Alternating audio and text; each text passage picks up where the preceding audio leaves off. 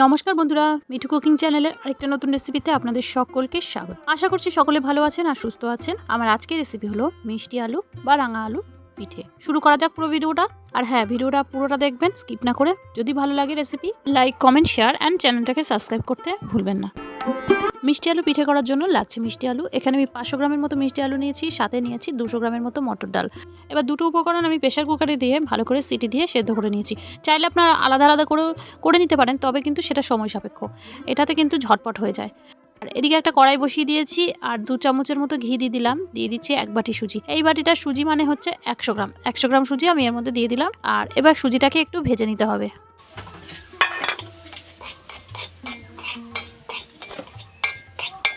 সুজিগুলো একটু নেড়েচেড়ে ভেজে নেব। এবার দিয়ে দেবো 2 চামচ আমুল দুধ। আমুল দুধটা দিলে পরে এটার টেস্টটা দ্বিগুণ হয়, তো আপনারা আমুল দুধটা দেওয়ার অবশ্যই চেষ্টা করবেন। আমুল দুধটা দেওয়ার পর এইভাবে দলা লেগে যাবে। যদি দলা হয়ে যায়, চামচের উল্টো পিঠ দিয়ে এরকমভাবে চেপে চেপে নেবেন, দেখবেন সুজিটা হয়ে যাবে। এবার দিয়ে দেবো জল। জলটা দিয়ে আমি ক্রমাগত নাড়তে থাকবো, ততক্ষণ পর্যন্ত নাড়বো যতক্ষণ পর্যন্ত জলটা না শুকিয়ে যায়।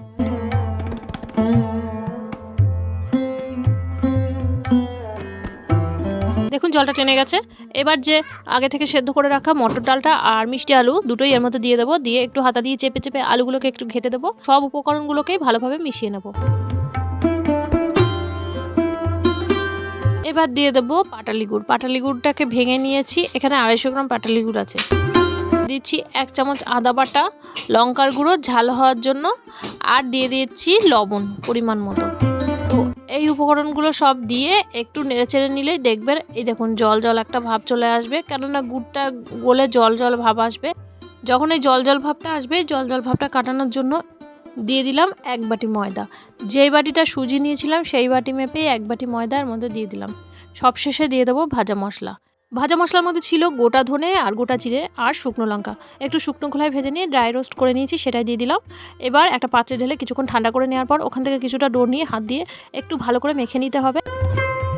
পুরো কাজটাই আপনাদের সুবিধা অনুসারে করবেন। আপনাদের যদি মনে হয় পুরো ডোটাই একসাথে আপনারা মাখতে পারবেন, একটু গরম থাকবে, তাহলে আপনারা পুরোটাই মাখবেন। আর না হলে যদি আমার মধ্যে এরকম অল্প অল্প করে নিয়ে সুবিধা হয়, তবে সেরকমই করবেন। তো এটা আমার একদম রেডি। এবার হাতে করে নিয়ে একটু গোল গোল করে লেচি কেটে নেব।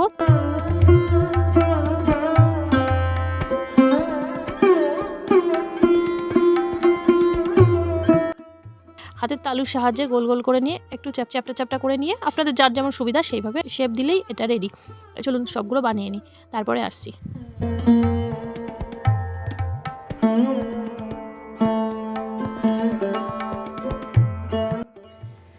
সবগুলো বানিয়ে নিয়েছি একে একে। এই যে দেখুন সবগুলো বানিয়ে একদম রেডি করে ফেলেছি। এই যে পরিমাণ মতো রিফাইন তেল দিয়ে দিয়েছি। তেলটা গরম হয়েছে কিনা একটু চেক করে নিতে হবে। দাঁড়ান, এই যে হাত দিয়ে ওপরটা দিয়ে দেখলাম হালকা গরম হয়েছে, এতেই আমার হয়ে যাবে। খুব বেশি গরম হলে এটা পুড়ে যাবে। আর হালকা গরমে এবার এগুলোকে সব দিয়ে দেবো একে একে, দিয়ে ভেজে নেব। গ্যাসের ফ্লেমটা মিডিয়াম টু লোতে রাখলেই ভালো হয়, খুব হাই হিট দিলে এটা পুড়ে যাবে। এক পিঠ ভালোভাবে ভাজা হয়ে গেলে তারপরে উল্টে দিয়ে আরেক পিঠ ভেজে নেব। দেখুন মোটামুটি এগুলো হয়ে গেছে। একটু ধৈর্য ধরে ভাজবেন, খুব তাড়াহুড়ো করতে যাবে না, তাহলে কিন্তু পুড়ে যাবে। এই যে সবগুলোকে আমি তুলে নিয়েছি একটা প্লেটে। যদি ভাজা পুরো ভিডিওটা দেখাই তাহলে অনেকটা বড় হয়ে যাবে, এই জন্য আমি আপনাদের সুবিধার্থে বলে দিলাম। এই যে দেখুন ভেতরটা একেবারে পারফেক্ট হচ্ছে, ভেতরটা নরম আর ওপরটা মচমচে। তো চলুন তাহলে আজকের ভিডিও এই অবধি। কেমন লেগেছে জানাতে ভুলবেন না। যদি ভালো লাগে লাইক করবেন, কমেন্ট করবেন আর চ্যানেলটাকে সাবস্ক্রাইব করতে ভুলবেন না। সকলকে অনেক অনেক ধন্যবাদ।